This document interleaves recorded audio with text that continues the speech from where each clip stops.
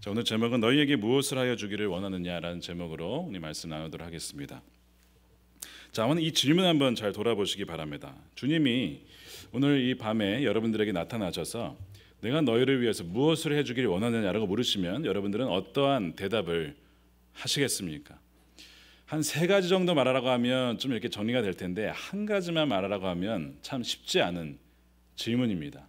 평소에 생각해 두지 않으면 아마 버벅이거나 말을 못 하시거나 아마 그럴 가능성이 굉장히 많습니다. 주님은 이 동일한 질문을 오늘 본문 뒤에 나오는 바디메오에게도 물었습니다. 내가 너에게 무엇을 해주길 원하느냐.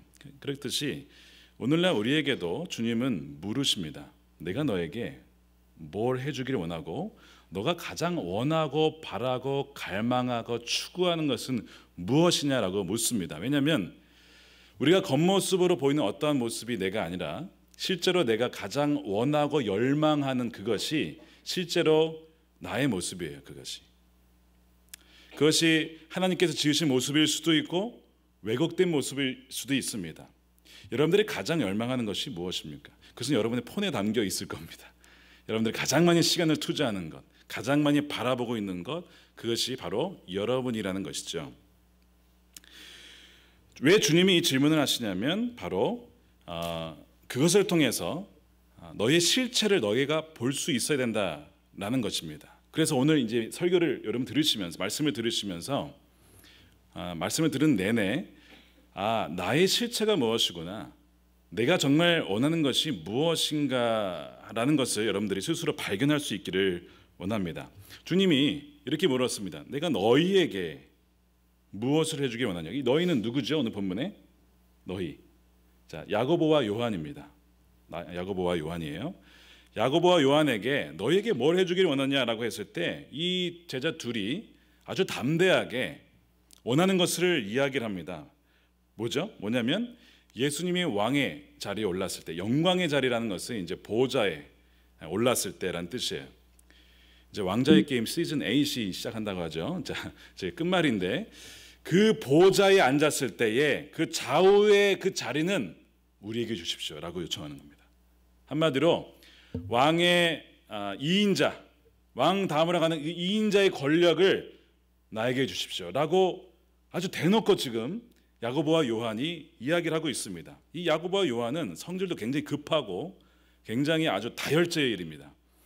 한번 어느 마을에 갔다가 사람들이 예수님 배척하니까 저들을 그냥 불로 명화해서 태워 죽이는 이런 아주 급하고 다혈질이고 성질이 급할 뿐만 아니라 권력의 의지가 아주 강했던 자가 바로 야고보와 요한입니다.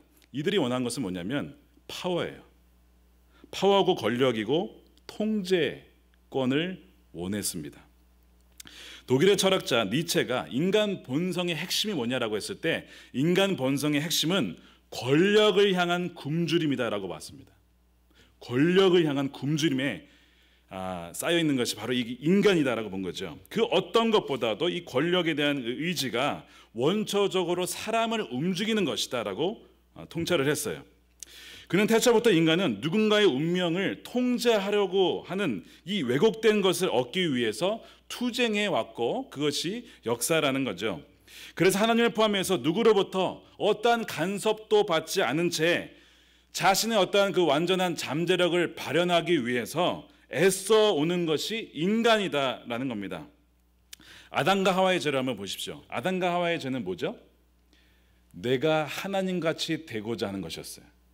뭐예요? 사실상 권력의 의지입니다. 그 권력의 보좌, 왕좌의 보좌를 내가 차지하고 싶었던 것이 이 아담과 하와의 근본적인 죄였던 것이죠. 하나님이 없이 자신의 권력의 왕좌에 앉아서 내가 마음대로 하고 싶고 내가 다른 사람들을 마음대로 통제하고 싶은 것이 이 아담과 하와의 사실은 죄였다는 것이에요. 이 권력은 이 통제 이슈가 있습니다. 컨트롤하는 거죠. 뭘 컨트롤하냐면 내 만족, 내가 갖고 싶은 것을 얻고 또한 내 안전, 내가 절대로 상처를 받지 않고 안전하게 거하고자 하는 이 모든 것을 통제하기 위해서 권력을 추구한다는 것, 이것이 인간입니다. 여러분, 나에게는 그런 것이 전혀 없다라고 한번 생각하시면 손들어 보십시오. 나에게는 그런 권력의 의지가 전혀 없다. 차이는 있겠지만 누구나 다 이런 부분이 있음을 아마 다 인정하실 겁니다. 로버트 그린이라는 사람이 권력의 48가지 법칙이라는 책을 썼어요. 1998년에. 여기에서 보면 권력을 갖거나 유지하기 위해서 어떤 법칙을 활용해야 되는가를 독자들에게 그 비밀을 알려줍니다. 혹시 이제 몇 가지 제가 알려드릴 텐데 이 중에서 공감이 되는 부분이 있다면 나도 요한과 야고보처럼 사실상 권력 중독자일 가능성이 많다라는 걸 이렇게 생각하시면 되겠습니다. 법칙 세 번째가 뭐냐면 당신의 의도를 드러내지 말아라. 그러니까 겉으로는 이렇게 하는 것 같지만 사실상 의도가 다른 곳에 있다는 것을 숨기라는 겁니다. 이 권력에 의지가 있는 사람의 특징이라는 거죠. 사람들로 하여금 당신의 숨은 뜻을 알아채지 못하도록 하라. 법칙 6는 무슨 수를 써더라도 당신이 주목받게 하라. 법칙 8은 사람들이 당신에게 찾아오도록 해라. 필요하다면 미끼를 사용하라. 법칙 11, 사람들이 당신을 끝까지 의존하게 하라. 사람들을 통제하기 위해서는 언제나 그들이 필요한 것을 얻기 위해 당신을 의지하도록 만들어야 된다. 법칙 36, 가질 수 없다면 무시해라. 그들을 무시하는 것이 최고의 복수이다. 관심을 보이지 않는 것이 당신을 더욱 우월하게 만든다. 법칙 42, 양치기를 공격하면 양들은 흩어진다. 그러므로 아무리 강한 개인일지라도 문제점을 찾을 수가 있다. 약점을 찾을 수 있다. 그들을 고립시키거나 내쫓음으로써 영향력을 무력화시켜라. 이게 권력의 48가지 법칙 중에 나오는 일부입니다. 혹시 나에게 해당되는 것이 있습니까? 저는 좀 있던데요. 많이 있던데요. 이런 것이 권력의 의지구나 라는 것을 나 자신도 속여가면서 나는 그런 사람이 아니야 라고 속이지만 사실상 그런 것들을 사용하고 있었다는 것이죠. 기가 막힌 거예요. 물론 이 권력이 무조건 나쁜 것은 아닙니다. 하나님이 우리에게 이 파워를 주셨어요. 선하게 사용하라고 주신 겁니다. 이 권력이라는 것은 예를 들면 아주 선한 권력, 창조적인 권력이 있습니다. 꼭 예를 들자면 윌리엄 윌버포스 아시죠? 영국의 웨슬리 시대 때 그보다 좀 더 뒤에 시대긴 하지만 영국의 노예 해방을 위해서 힘썼던 국회의원이었습니다. 그는 자신의 권력을 가지고 약자를 돕고 그들의 어떤 억눌림을 풀어주는 데 그 권력을 사용했습니다. 이 권력이라는 것은 하나님이 우리에게 그렇게 사용하라고 주신 거예요. 부모에게 권력과 권위가 있습니다. 그래서 자녀들이 싸울 때 그것을 중재하고 막고 싸우지 못하도록 할 수 있는 권위를 하나님은 부모에게 주셨어요. 그것도 창조적이고 선한 권력이죠. 권력에는 그런 선한 힘이 있습니다. 그러나 이 권력이라는 것은 쉽게 부패하기 마련이고 절대 권력은 절대 타락하기 마련입니다. 야고보와 요한이 예수님의 좌우편을 원한다고 하자 어떻게 되었냐면 41절에 열 제자가 듣고 야고보와 요한에 대해서 어떻게 했냐면 뭐라고 됐죠? 화를 냈다 그러는 겁니다. 야고보와 요한이 먼저 선수를 쳐서 대놓고 그 자리를 탐내는 것을 보고 10명의 제자들이 어떻게 그럴 수 있냐라고 화를 내면서 이런 위선자들 못된 어떻게 권력을 이렇게 대놓고 추구할 수가 있어 하지만 사실 왜 그런 거예요? 내가 먼저 했었어야 되는데 놓쳤다 이거예요. 다 똑같은 얘기. 마가복음 8장, 9장, 10장을 한번 여러분 자세히 읽어보십시오. 되게 흥미로운 얘기가 있어요. 예수님이 각각의 장에서 이런 얘기를 하십니다. 내가 죽을 거다. 내가 십자가에서 죽어야 된다. 내가 가장 낮은 곳에서 있다가 죽어야 된다. 제자들이 못 알아듣습니다. 못 알아들어요. 무슨 얘기 하시는 거예요 도대체. 이 제자들이요 권력을 추구하다 보니까 여러분 권력을 추구하고 힘을 추구하다 보면 어떤 일이 벌어지냐면 관계가 틀어지게 되어 있습니다. 꼭 기억하십시오. 권력을 추구하면 관계가 틀어지게 되어 있습니다. 이 열 제자도 나머지도 똑같아요. 권력을 추구했기 때문에 관계가 틀어지는데 어떻게 관계가 틀어지냐면 예를 들면 베드로가 이런 고백을 했어요. 주님은 그리스도시요 살아계신 하나님의 아들이십니다. 위대한 고백을 했죠. 야 바비나 치문아 복이 있다. 그걸 알게 한 자는 하늘에 계신 아버지시다. 칭찬을 받았단 말이에요. 그 다음에 예수님이 내가 십자가에서 죽어야 돼. 그랬더니 베드로가 한 얘기가 절대 그런 일이 벌어져서는 안 됩니다. 무슨 일이 절대 내가 안 된다. 분명히 내가 막을 겁니다. 막 이러면서 이제 그 항변한다 그러는데 항변이라는 표현이 영어로 단어로 rebuke라고 돼 있어요. 꾸짖다. 베드로가 예수님을 꾸짖었어요. 예수님 절대 죽으면 무슨 소리 그런 생각 하지도 말라고 베드로가 예수님을 막 꾸짖어요. 그때 예수님이 하신 얘기가 뭐야? 사탄아 물러가라. 너는 나를 넘어지게 하는 자로다. 너가 하나님의 일을 생각하지 않고 사람의 일을 지금 생각하는 도다라고 얘기하잖아요. 그러면서 똑같이 예수님이 베드로를 꾸짖습니다. 자, 지금 뭐 관계가 굉장히 이상해지고 있죠. 지금 막 서로. 왜 그래요?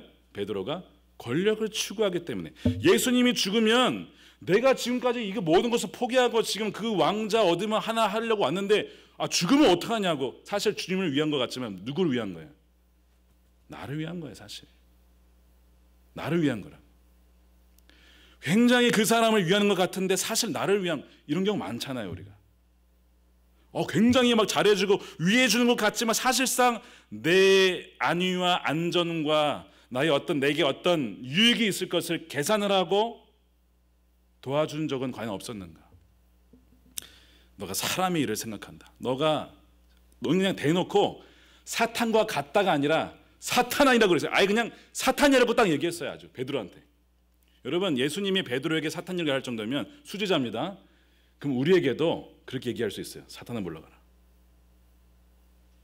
언제요?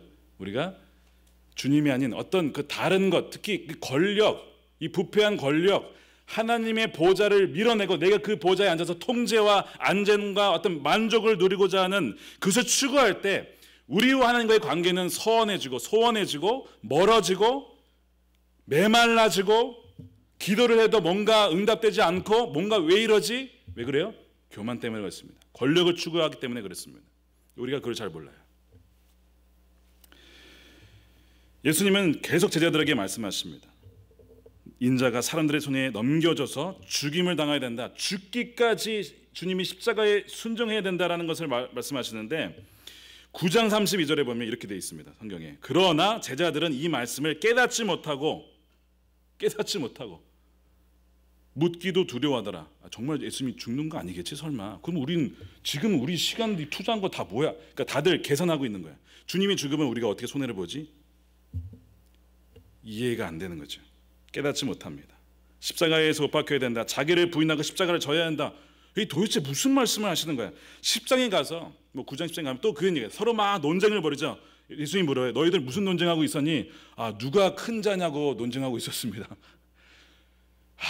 예수님 속 터지는 거야. 내가 몇 번이나 얘기했는데 도저히 왜 그러죠? 완전히 권력에 완전히 사로잡혀 있는 거예요. 머리가 가득 그걸로 가르쳐 있기 때문에 무슨 얘기를 들어도 다 그걸로 해석하는 거죠.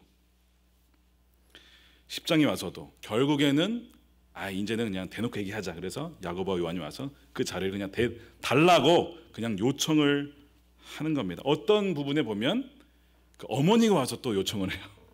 치맛바람을 막 패가지고 우리 자식들을 좀 그 자리에 해달라고. 여러분, 이 이야기가 사복음서에 다 나옵니다. 여러분, 복음서 읽다 보면 예를 들면 탕자 이야기는 누가복음에만 나와요. 예수님이 베드로를 회복시키시는 이야기, 내가 나를 사랑하냐, 요한복음에만 나와요. 예수님의 탄생 이야기 마태복음과 누가복음에만 나와요. 마가와 요한은 나오지 않아요. 그러니까 이렇게 부분적으로 있는데 네 군데에서 다 나왔다. 굉장히 중요하다는 얘기예요. 그건 뭘 보여주냐면 우리도 다 똑같다는 얘기입니다. 인간의 본성을 보여주는 거예요. 사실상 인간은 권력에 굶주려 있는 것이다. 이 타락한 인간의 모습이에요. 에릭 프롬이라는 자가 그 사랑의 기술이라는 책을 썼죠. 아마 읽어보신 분이 계실 거예요. 이런 얘기를 했습니다. 권력에 대한 욕심은 강함이 아니라 연약함으로부터 나온다. 무슨 말이냐면 우리가 연약하다라고 내가 느낄 때, 내가 보잘것없다라고 느낄 때 자신을 보호하기 위해서 더 강해지기를 갈망한다라는 것입니다. 내가 권력을 탐하고 교만하다는 사실을 인정하지 않는 사람들이 있어요. 나는 교만하지 않는데, 나는 권력을 탐하지 않는데, 나는 명예 원하지 않는데 라고 인정하지 않는 이들은 오히려 사실상 자신을 보호하기 위해서 세상의 권력을 추구한다는 것이죠. 근데 대놓고 추구하지 못하고 보이지 않는 방식으로 추구한다는 겁니다. 존 파이퍼 목사님이 하나님을 기뻐하라는 책에서 자기 연민이 있잖아요. 셀프 피리. 자기 연민이 자기 자랑과 자기 연민과 자기 자랑이 굉장히 달라 보이지만 사실상 이거는 같은 뿌리에서 나온 쌍둥이다라는 것을 간파한 적이 있습니다. 무슨 얘기냐면 자기 자랑은 성공에 대한 교만의 반응이고 자기 연민은 고통에 대한 교만의 반응이라는 겁니다. 자랑은 내가 아주 많은 것을 이루었기 때문에 칭찬받을 만해라고 해서 자랑하는 것이고 자기 연민은 내가 아주 많이 희생을 했는데 내가 아직 칭찬을 받지 못했어, 내가 충분히 인정을 받지 못했어라는 것이에요.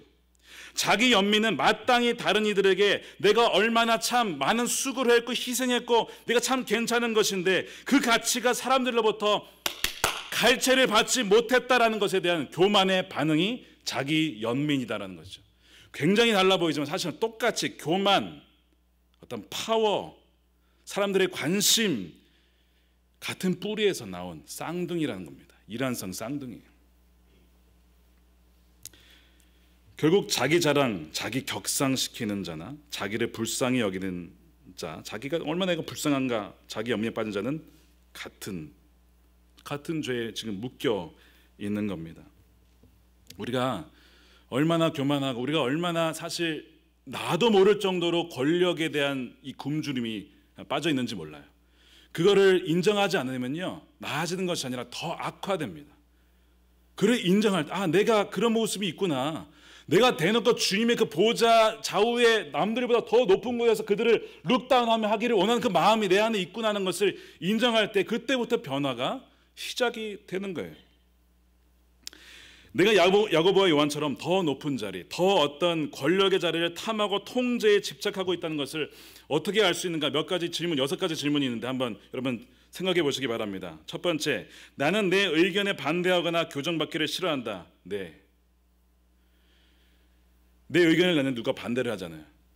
그리고 그 사람이 내 의견에 막 바꾸려고 하면 어떻게 합니까, 여러분? 화내시는 분, 저 화내거든요. 어이, 나를 뭘로 보고 내가 틀렸다고 생각해? 막 그러면서 막 화가 나고 막 그러지 않아요? 두 번째, 나는 타인의 감정에 무감각하다. 뭐 그 사람들이 뭘 느끼든 난 상관없어. 이게 통제와 권력의 자리를 탐하고 있는 두 번째 증상. 세 번째, 나는 관계에서 내가 줄 수 있는 것보다 얻을 수 있는 것에 더 관심이 많다. 뭐 거의 다 해당되지 않을까요? 네 번째, 나는 내 선택에 있어서 타인을 고려하지 않는다. 그러니까 내가 무슨 말을 하든 그 사람이 듣고 어떻게 느끼든 난 상관하지 않아. 내 말이 곧 법이니까. 이것도 굉장한 권력에 굶주려 있는 모습입니다. 다섯 번째, 나는 내 연약함이나 감정을 드러내지 않는다. 왜 연약함, vulnerability라고 얘기하죠. 자신의 연약함을 이렇게 드러내면 나를 사람들이 우습게 여길까봐 철저하게 내 약함과 연약함을 감춰야 돼. 절대 눈물 흘리면 안 되고 나는 강한 자라고 보여야 돼 라고 하는 것이 사실 뭐예요? 권력에 굶주려 있는 또 하나의 증상이야. 여섯 번째, 나는 내 의도를 계속 감추고 나에게 유익을 주는 정보만 이용한다. 여기에서 4가지 이상 해당되시는 분 마음으로 손드시기 바랍니다.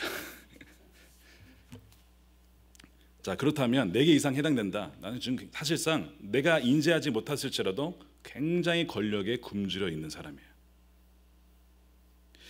굉장히 집착하고 있는 겁니다. 불편하지만 내가 사실 야고보와 요한과 다를 바가 없는 거죠.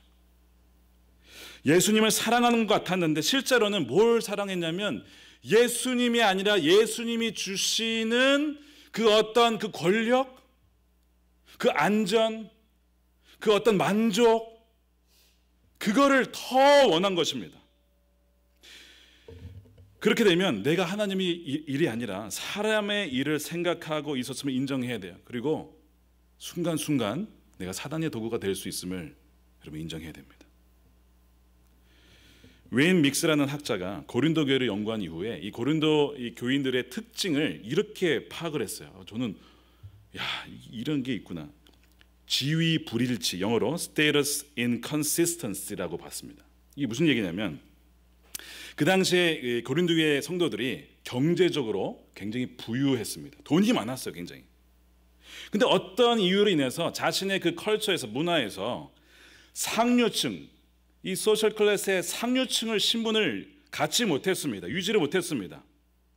다시 말해서 고린도교의 핵심 멤버들의 사회적 신분이 경제적으로는 부유했는데 사회적으로는 그 신분의 이 부자에 걸맞은 어떤 위치가 아니라 사회적으로는 낮았던 거예요.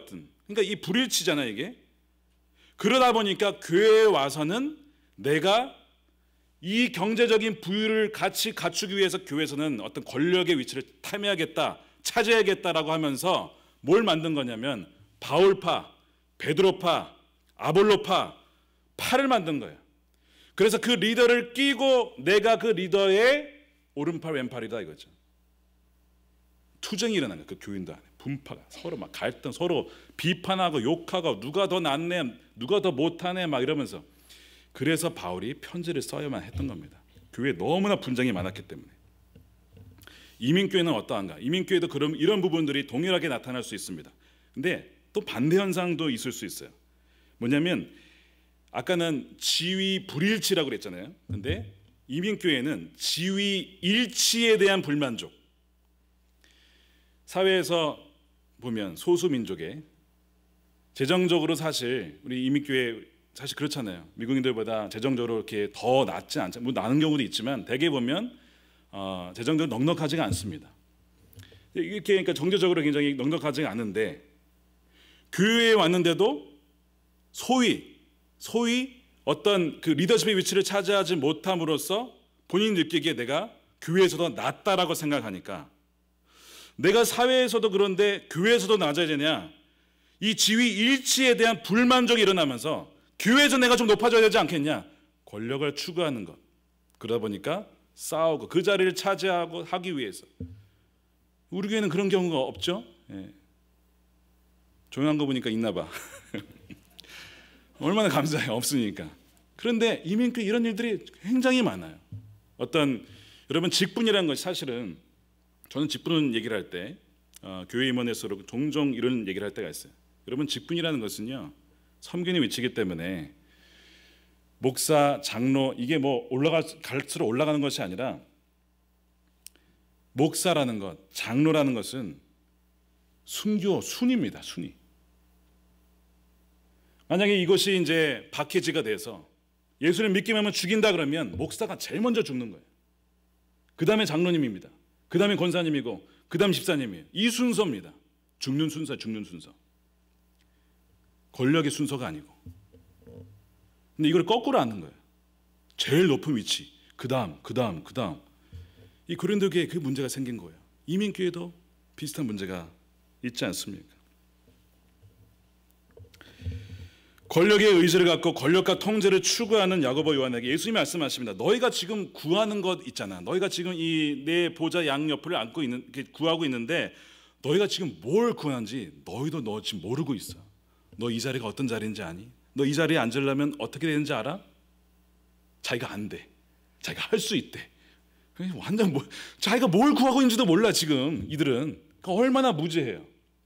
이 자리는 죽기까지 순종하고 심지어 순교하는 자가 얻는 자리다. 이들이 구했잖아요. 자기가 구하는 것은 권력이라고 생각했는데 어떤 보좌의 어떤 명예, 파워라고 생각했는데 예수님이 그것이 아니라고 말하면서 그러나 너희가 구하는 것을 내가 들어줄게라고 하죠. 그래서 실제로 예수님이 들어주셨어요. 어떻게 해요? 그들이 다 순교하잖아요. 제일 먼저 야고보가 순교합니다. 제일 먼저 죽어요. 야고보가. 주님, 제가 그것을 맞을 수 있습니다. 야고보가 제일 먼저 죽는 거예요. 요한은 반모섬에서 유배를 당하고 죽죠. 자기가 뭘 구하는지도 몰랐는데 감사하게도 만약에 그들이 구했던 권력을 얻었다면 그들은 하나님 나라에 들어가지 못했을 겁니다. 근데 그들이 구하는 것이 잘못된 것이었지만 우리가 속된 말로 이런 얘기잖아요. 개떡같이 얘기해도 찰떡같이 알아듣는다 이런 표현 쓰잖아요. 엉뚱한 걸 구했는데 예수님이 찰떡같이 알아듣고 너희가 지금 순교의 자리를 원하는구나. 내가 순교시켜 줄게. 그래, 너희가 할 수 있어. 순교의 자리로 인도해 주셨어요. 우리가 막 브로큰 잉글리시로 막 말해도 오노미들을 찰떡같이 다 순서 다 배열해가지고 막 알아듣잖아요. 주님이 지금 그렇게 알아들으신 거야. 이들은 잘못 구했는데 예수님은 그래, 그럼 너희가 순교의 잔을 마셔. 그래서 정말 그렇게 순교로 그 영광의 자리를 차지하게 됩니다. 예수님께서 큰 자가 있다라고 했어요. 여러분, 하늘나라에 큰 자가 있습니다. 예수님이 표현에 의하면 여자가 낳은 중에 가장 큰 자는 세례 요한이라고 했어요. 그 이유는 예수님이 오시기 바로 직전에 예수님이 오시는 길을 예비했기 때문에 그렇고, 두 번째는 그가 죽기까지 순교당하기까지 순종했기 때문에 그렇고, 세 번째는 이런 얘기를 했어요. 그가 나는 쇠하여야 하고 그는 흥해야 합니다. 가면 갈수록 내가 드러난 것이 아니고 주님이 나타나고 나는 사라져야 됩니다. 나는 무익한 종입니다라고 고백할 때 주님이 얼마나 우리에게 많은 이들에게 유익이 되고 생명이 되는지가 나타난다라는 것이죠. 세례요한의 말대로 그렇게 됐어요. 그렇게. 그래서 세례요한이 천국에서 큰 자, 참 큰 자라고 했습니다. 세례요한이 어마어마하게 예수님이 칭찬하셨어요. 예수님은 내가 마시는 것, 내가 받는 세례를 너희가 받을 것이라 그러면서 정말 그들이 구하는 것을 얻게 됩니다. 그러면서 예수님께서 하시는 얘기가 제일 낮은 곳으로 가서 종의 모습으로 가라. 세상의 관점이 참 초라하고 비참하고 보잘것없어 보여도 하늘에서는 가장 큰 자라는 것이죠. 그래서 주님은 우리가 무엇을 구해야 되냐? 자, 질문이 너희가 지금 무엇을 내가 너희를 위해서 무엇을 하기를 원하느냐라고 했을 때 너희가 구해야 되는 것은 주님, 제가 주님의 종이 되고 싶습니다. 가장 낮은 자의 모습으로 섬기고 싶습니다. 그것을 너희가 구해야 된다라는 거예요. 자, 43절에 섬기는 자, 44절에 모든 사람의 종이라는 것이죠. 이 비밀을 저를 비롯해서 우리 모두가 깨달을 수 있기를 간절히 소망합니다. 종이 되는 자가 겪게 되어지는 과정이 있습니다. 그것이 뭐냐면 깨어지는 거예요. 깨어짐. 겸손이라는 책에서 깨어진 자를 이렇게 표현했습니다. 깨어진 사람은 어떤 사람이냐? 위대한 능력자의 종이다. 깨어진 사람은 높아지려는 개인적인 욕망을 붙들지 않는다. 그는 무엇을 증명하기 위해 자신을 보호할 필요도 없고, 깨어진 사람은 넘어지는 것을 두려워하지 않는다. 그는 이미 그 고통을 경험했고 그것이 자신에게 아무런 해가 되지 않음을 알고 있다. 그는 다른 사람이 그것을 안다 해도, 나의 약점이 드러나도, 나의 부족함이 드러나도 그 깨어진 상황이죠, 개의치 않는다. 왜냐하면 깨어짐 속에서 하나님의 풍요로움을 발견하기 때문에 그렇다. 자신을 증명하고 내가 얼마나 위대한 사람인지, 너희는 내가 어떤 사람인지 몰라? 그러다가 인정받지 못하면 어떻게 된다? 자기 연민으로 빠진다 그랬잖아요. 그럴 필요 없다는 거예요. 왜냐하면 주님이 이미 우리를 아시니까. 주님은 우리가 어떤 것을 증명해서 사랑하는 것이 아니라 우리를 그냥 있는 그대로 사랑하신다 그랬잖아요. 내가 내 자신을 증명하기 위해서 자신을 보호하고 방어하려 하고, 누가 뭐라 그러면 여러분 어떻게 반응하십니까? 한경재 목사님 예전에 뭐라 그랬어요? 교인들 중에 누가 목사님이 잘못된 점들을 다 나열해가지고 이 목사님이 이렇게 목회를 잘못하고 있다고, 목사님이 딱 보더니 더 있다고, 더 써가지고 나는 너무 잘 본 거 아니야? 더 굉장히 많다고 잘못한 거 말하지 못하고 그냥 갔대잖아요. 나를 방어하려고 하고. 그것이 아니라 깨어진 자는 내가 원래 그런 사람입니다. 내가 약한 사람입니다. 내가 부족합니다. 내가 아직 미숙합니다. 빌리거리 목사님 사모님 묘비에 이렇게 써 있잖아요. 공사 끝, 참아주셔서 고맙습니다. 공사 중이었다는 거지. 내가 미숙해서, 내가 성품적으로도 너무나 미숙해서 사람들에게 많은 상처를 주고, 말로 상처를 주고, 행동으로 상처를 주고. 왜냐하면 나는 아직 공사 중이었다. 근데 이제는 끝났어요. 이제는 영화야. 이제는 완전히 변화된 모습으로 주님과의 변하게 되었기 때문에 참 감사합니다. 묘비가 써 있다고 하죠. 목회를 하다 보니까 처음에 목회를 시작할 때, 지금도 마찬가지입니다. 담임자라는 것, 사실은 제가 주님의 종이라고 하지만 실제로 그거를 깨달아 가기까지는 시간이 좀 많이 걸렸어요. 왜냐하면 담임 목사라는 것 때문에, 내가 이 교회 담임이니까 내가 다 책임져야 될 것만 같고, 모르는 것이 있어서는 안 될 것 같고, 내가 다 알아야 될 것 같고, 그런 것 때문에 내 자신을 증명해야 될 것만 같고,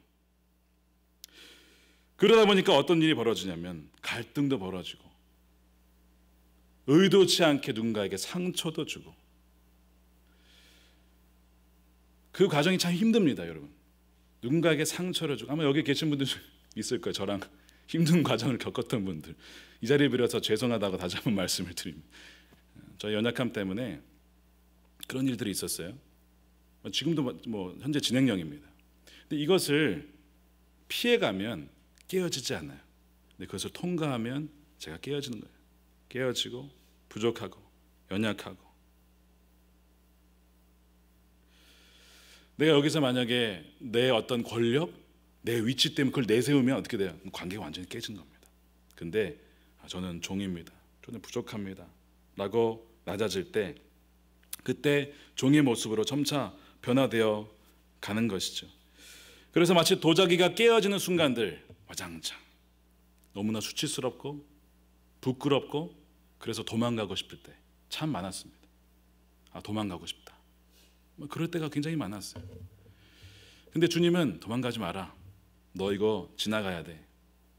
그래야 너의 그 연약함과 부족함을 내게 드러내게 되고 내가 너를 빚을 수가 있고 그 연약해서 깨어진 부분에 내가 다시 이거를 맞추어서 너를 온전한 도자기로 만들어갈 수 있는 거야. 비로소 너는 내게 맡겨진 도자기가 되는 것이고 나는 너의 장인이 되는 것이다. 폴 빌 하이머라는 분이 깨어지지 않은 자들의 특징을 이렇게 얘기했어요. 하나님과 사람에 대해서 분함과 저항심을 가진 자. 사람들이 화내고 하나님께 화내고 저항하고 붕괴하고 공격을 취하고 비판하면 거기에서 막 보복하고 더해주고 모든 자기 정당화, 자기 방어는 내가 아직도 완고하다라는 증명이라는 것이죠. 신의 섭리가 개입된 환경이나 상황에 대해서도 불평하고 짜증으로 반응하는 것도 여전히 내가 마음이 완고하다라는 증거라는 거예요. 진실된 깨어짐은 여러 해를 거쳐서 참담함과 심적인 고통과 슬픔을 견디어 가며 이루어집니다. 그렇게 우리의 아집이 꺾이고 교만이 꺾이고 양보와 굴복이 심도 있게 개발되는데 깨어짐을 위해서 이런 과정이 반드시 있어야 된다는 거예요. 저는 이 구절을 읽는데 모세가 생각이 났어요. 40년 동안 이집트의 왕자로서 얼마나 무소불위의 절대 권력을 가진 자 아닙니까? 살인을 해도 괜찮아요. 자기가 말하면 다 돼. 주위에 수많은 종들이 자기를 섬겨. 얼마나 교만하기 쉬운 위치입니까? 절대 겸손할 수 없는 위치. 근데 그를 하나님께서 광야로 불러서 40년간 다루셨어요. 40년간 광야에서요. 아마 처음에 모세가 양을 맡았을 때 아마 이런 생각이, 야 너희들 내가 어떤 사람인, 내가 이집트 왕자의 그러니까 양들을 보면서 야 내가 어떤 자인 줄 알아? 너희 특권인 줄 알아 임마. 내가 왕자였어 임마. 이러면서 혼잣말로 아무도 없어 막 혼잣말로 막 그런 얘기하면서 아무도 들어주는 사람도 없고 양은 그냥 매 하고 막 이거 막 정신이 막 이상해지고 막 별일을 다 있었을 거야 아마. 그 40년간 낮아질 대로 낮아지고 완전히 바닥을 경험할 때까지. 여러분 그 휴밀리티, 겸손이라는 단어가 그 땅이라는 라틴어와 어근이 같습니다. 낮아지는 것은 땅에 완전히 엎드려지는 거거든요. 완전히 낮아지는 거예요. 그 광야의 흙을 보면서 나는 흙이구나. 내가 뭔가 된 줄 알았는데 나는 흙이구나. 난 흙에서 왔으니까 흙으로 돌아가는 거구나. 내 삶을 다스리는 분은 내가 아니라 하나님이시구나. 세월이 걸리는 거예요. 40년 걸렸습니다. 40년 걸리니까 총 다 하면 80년이죠. 그제서야 이제 좀 하나님이 쓰실 수 있는, 마치 그 마른 막대기와 같은, 내 손에 무엇이 있느냐? 막대기입니다. 별로 막대기 가지고 뭐 하겠어 이걸로. 근데 하나님이 그걸 쓰시면 홍해를 가르고, 그렇죠? 이집트의 군사를 다 물리치고 그렇게 되는 거예요. 모세가 주님의 붙잡힌 바 되니까 비로소, 그전에는 힘이 있다고 교만할 때는 쓸 수가 없었는데 힘이 없이 나는 이제 주님의 종입니다. 그래 이제 준비가 됐다. 이제 내가 너를 쓸 거야. 다 잡히는 거예요. 1번 도자기 양식 중에 킨축이라는 것이 있어요. 아시는 분 아마 아실 거예요. 그 깨진 도자기를 송지나 혹은 금으로 이렇게 딱 연결시켜서 만드는 겁니다. 자 보죠. 깨졌어요 분명히. 근데 그 사이에 금으로 그를 다 메꿔가지고 다시 온전한 도자기로 만드는 겁니다. 여기에는 일본의 와비사비라는 정신이 담겨 있어요. 와사비 아닙니다. 와비사비입니다. 와사비라고 또 와비사비라고 있는데 이게 무슨 뜻이냐면 이거예요. 삶의 불완전함을 받아들이고 그것을 아름다움으로 느끼며 감사한다. 우리가 얼마나 불완전한 존재인지 몰라요. 감정의 기복도 심하고요. 모르는 것도 많고 연약하고 막. 인간은 죄인이에요. 그러다 보니까 권력을 향한 파워에 대한 굶주림에 막 시달리죠. 그렇게 반드시 낮아지고 깨어지는 과정을 거쳐야만 합니다. 사람들은 보통 생각하기에 깨진 것은 가치가 없다라고 버립니다. 그렇죠? 버려요. 내가 실수하고 넘어지고 약함을 드러내면 그건 끝나는 거야. 그러면 이제 사람들이 너를 인정해 주지 않아. 그래서 숨기고 아니면 안 깨지려고 버둥버둥하고 막 내가 어떤 사람인데 막 안 깨지려고 막. 근데 깨져야 주님이 그 깨진 파트를 주님의 손으로 빚으시고 연결시키셔서 저렇게 아름다운 그릇으로 만드십니다. 보기에 흔적이 있어요. 깨진 흔적이 있어요. 삶의 수술한 흔적, 긁힌 흔적, 부서진 흔적, 많은 상처, 관계 속에서, 만남 속에서, 일 속에서, 뱅크럽시 통해서, 여러 가지를 통해서 막 몸에 상처가 많아요. 근데 상처가 많다라고 하는 것이 수치가 아니고 오히려 그런 상처와 수치에도 불구하고 주님이 나를 빚으셨다, 나를 다시 만드셨다는 것이 영광스러운 것이고, 무엇보다도 저 그릇 자체가 아니라 저것이 누구의 손에 쓰이고 저것에 누구에 의해서 무엇이 담기느냐가 더 중요한 겁니다. 바울이 이런 고백을 하잖아요. 우리는 누구라고요? 질그릇이다. 우리는 질그릇에 누구를 담았다고요? 보배를 담았다. 예수 그리스도라는 보배를 질그릇에 담았다는 거죠. 이것이 우리입니다. 저 킨축이 그릇이 되려면 뭐예요? 반드시 깨어져야 돼요. 낮아져야 됩니다. 그리스도의 종이 되기 위한 과정을 반드시 거치고 세월의 흔적들, 아픈 과정들을 다 겪을 때에 비로소 주님이 쓰실 만한 그릇으로 바뀌어 가는 겁니다. 그러면 오히려 그 깨어짐 때문에 그 깨어져 가는 또 힘들어하는 사람들을 위로할 수 있어요. 상처 입은 치유자라는 표현이 있잖아요. 상처 입은 것 때문에 상처받은 이들을 위로할 수 있고 공감해 줄 수 있는 거예요. 여러분 두려우십니까? 그래서 내가 통제해야 되고 내가 더 가져야 되고 내가 힘을 더 가져야만 살 수 있다고 생각하십니까? 그래서 그 행동에서 시기와 질투와 불화와 분노가 치들고 극심한 경쟁과 또 완고함, 어떤 사람을 믿지 못하고 어떤 그 사람에 대한 두려움을 갖고 있다면 오늘 이 시간에 우리가 구해야 될 것은 뭐냐면, 주님, 제가 권력의 우상에 물들어 있고 권력에 완전히 굶주려 있습니다. 야고보와 요한이 사실 나의 모습임을 이 시간에 고백해야 됩니다. 나에게 은혜가 느껴지지 않는 것, 왜 그렇죠? 왜 그렇다고 말씀을 드렸어요? 내가 교만하면 하나님과의 관계가 끊어져요. 권력을 추구하면 관계가 깨어지게 되어 있습니다. 내가 어느덧 권력을 추구하고 그렇게 있었구나 하는 것을 깨달아지는 거예요. 하나님, 나를 불쌍히 여겨 주십시오. 나의 교만과 오만을 깨워 주십시오. 그래서 가장 낮은 곳에서 섬기는 자가 되게 해 주십시오. 그래서 예수 그리스도라는 보배를 담은 킨축이 그릇이 될 수 있도록 주님 나를 빚어 주옵소서. 우리 함께 기도하겠습니다.